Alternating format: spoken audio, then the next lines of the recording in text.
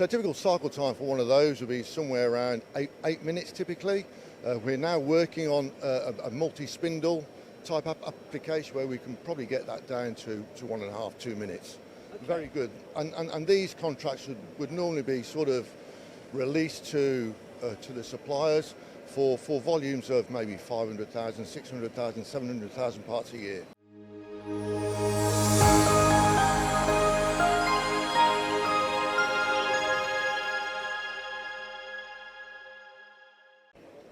Paul, your knowledge has to be what I would consider to be, out of everyone I know in the industry, probably one of the greatest when it comes to engineered parts and applications. And in this piece, I want to talk about all of these components that are made on the Bumotec machine, because there's something exciting about every single one of them. And you enjoy working on these, don't you? Yeah, absolutely. First of all, Paul, welcome to the booth. And I'm very humbled by what you just said. Thank you very much. That's very true. I've known you a long time. Now, let's talk about, let's start at the front and talk about some of these parts, how they're made, what they are, what they go into.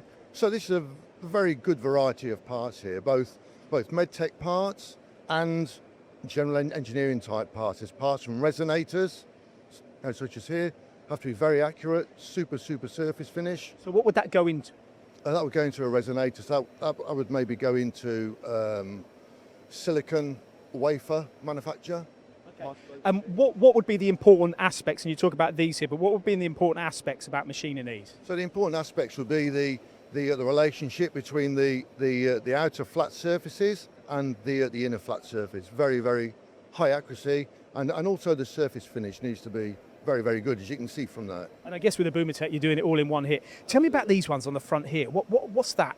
Okay, so what these are shears. So these are used in microsurgery.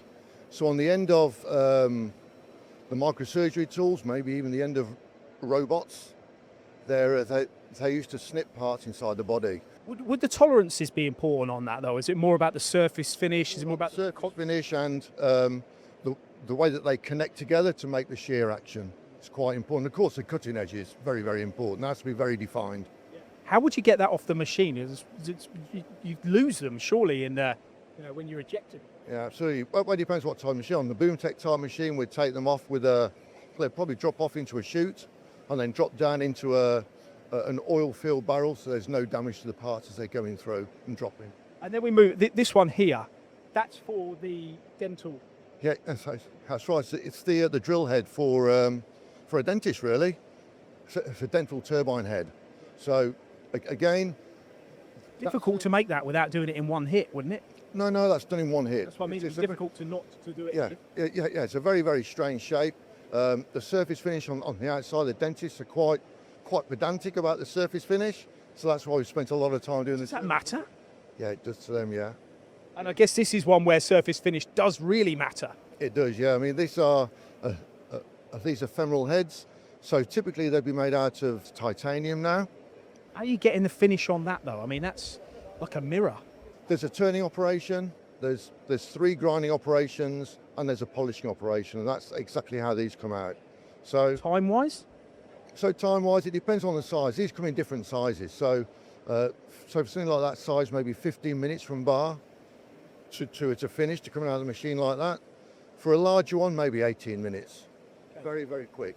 And 5 micron sphericity. No, so they would be very good for going into younger people where they've got to last a long time. Okay. Let's hope we don't need one. Then we come to this last selection here then, Paul. Point us at each one and go through what they are. Okay, so these are parts that go into the back. They're made of PEEK material. So like discs area? Yeah, in the disc area and things like that for disc replacement, disc support, and that sort of thing. Once they're in the body, they can't be seen by the X-ray. So these small holes here and here, stainless steel pins are inserted into those, and the machine inserts the pin during the machining process, and then machines the pin as part of the complete product at the same time. So they know the location of this by the pin. Pick up the pins, yeah, so they know the location of it. Wow, okay. All right, then this one here. Yeah, it's a very small turbine blade. would be used in drone turbines. So obviously there's a lot of those being used at the moment. Generally tend to be single-use items sometimes, yeah. But very, very complex. The difficulty of this is the actual thickness of the turbine blade itself. So How do you machine that without getting any kind of... well, with great care. Yeah, with great care. You have to do it. We have certain methods to do lots and lots of thin blades. So we use the same methods as we do for large, thin blades as well. Okay. And then moving on to these final two, Paul, point at these and tell us what they are. So this is an example of a bone plate. So you know, if you break something, then that holds the bone together. And here, these are joints for fingers, very, very small. Joints for fingers. So hang on a minute. Where's that going to go? Yeah, go here. So you break your finger or something? Joint, yeah.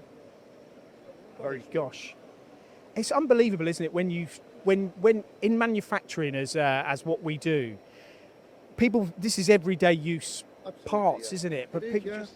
These are volume parts. These aren't special parts. These are made in large volumes, and large volumes, sometimes short runs, because each part has different sizes.